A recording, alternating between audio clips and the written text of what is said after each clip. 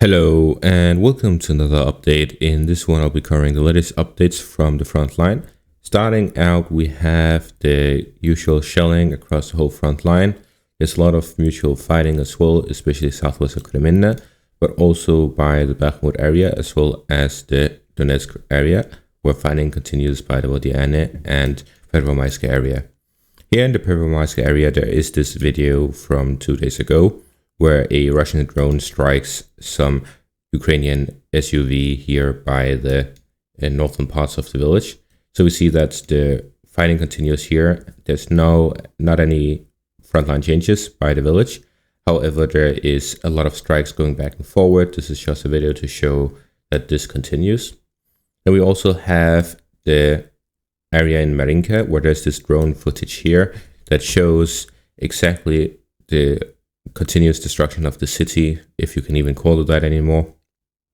So what does this say about the Russian strategy? It just says essentially that the Russian forces, although they could easily advance in this terrain, there's essentially not a city left, which means that whether there is an urban area or an open field, there's no difference in this case, as there's essentially no cover. So essentially, the city of Marinka is not able to be used by the Ukrainian forces anymore as a stronghold. However, the Russian forces are still not advancing within it, which means that they are waiting with their advance. They are holding back their advance. They are refusing to advance due to a larger plan.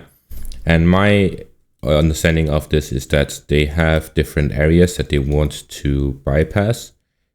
Areas such as Vuhledar, Marinka, Krasnoarivka, Pervomaisk, Avdiivka, and the Konstantinivka, Kramatorsk line, Liman, Izium. These areas, major cities and smaller cities and small villages. These are all very essential for a Russian capture of the Donbas region, specifically Donetsk.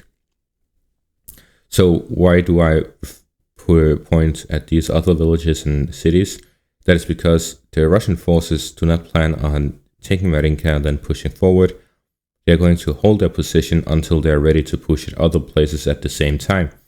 Breaching one place would allow the Ukrainian forces to essentially, if they're holding this whole line, and then the Russians breach through by Marinka, then they can send reinforcements to block the gap, to certain that the Russians don't take too much of an advantage. However, if they are holding the front line and the Russian forces advance multiple directions at the same time, from Vuhledar, from Marinka, and through Avdiivka, then the front line would essentially collapse. The Ukrainian positions wouldn't be able to just fall back and assert a new defensive line easily.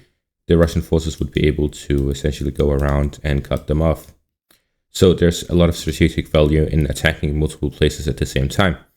However, since Vuhledar and Avdiivka still stand strong compared to Marinka being completely destroyed, there's no value in them advancing through Marinka and avoiding the other areas, as the Ukrainian forces will just be able to block the gap. And that is all for this update. Thank you all for watching and have a great day.